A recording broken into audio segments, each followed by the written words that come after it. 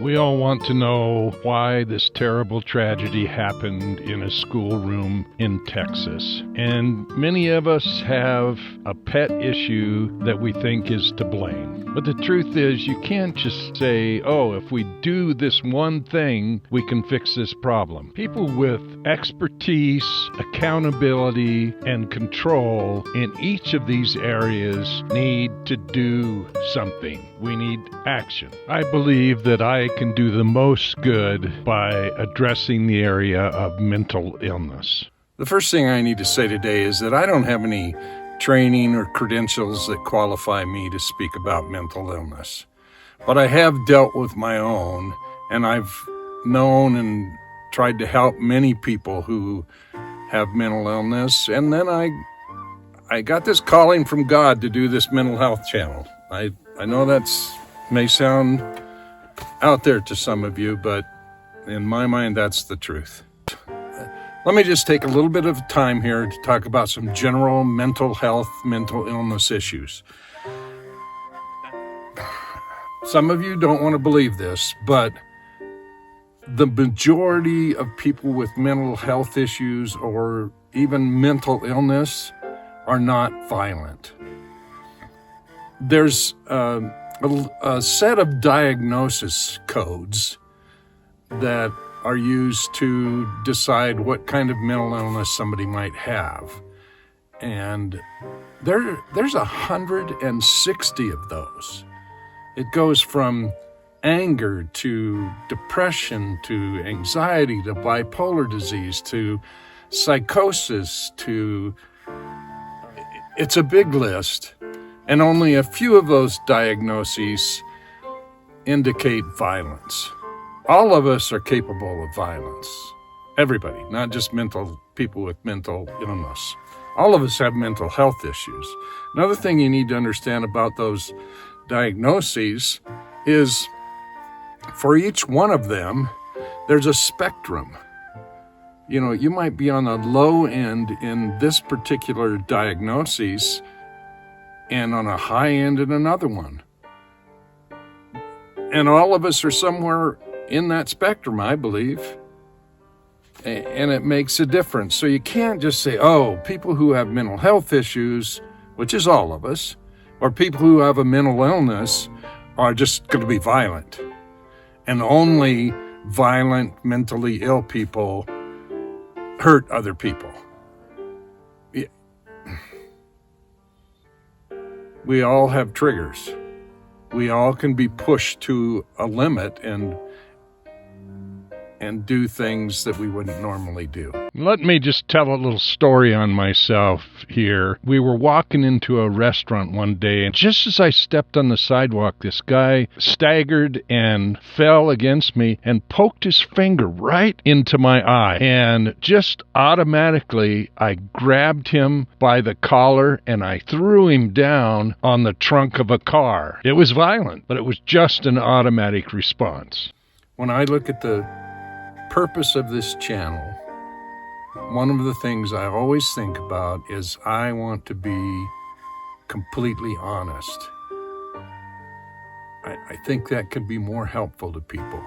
So my diagnosis is depression and general anxiety disorder.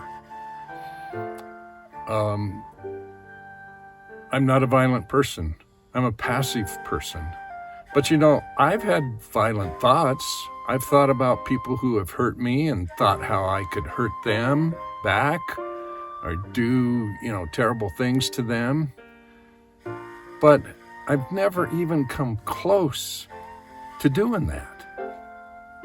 Thinking about it is one thing, but dwelling on it and pondering it and planning is a totally different issue.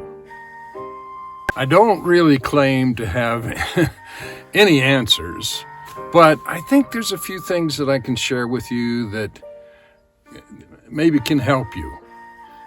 We all feel like there's nothing we can do about this, but I don't believe that. I think that there's some things that each of us can do.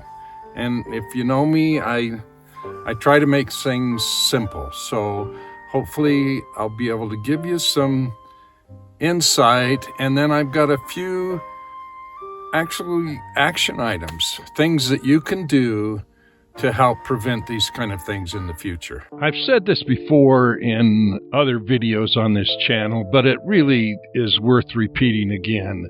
The one thing that all of us can do, anybody, and it's fairly simple, is to learn more about mental illness. You can do that quite simply by coming to this channel once a week and just learn a little bit more. It will make a difference.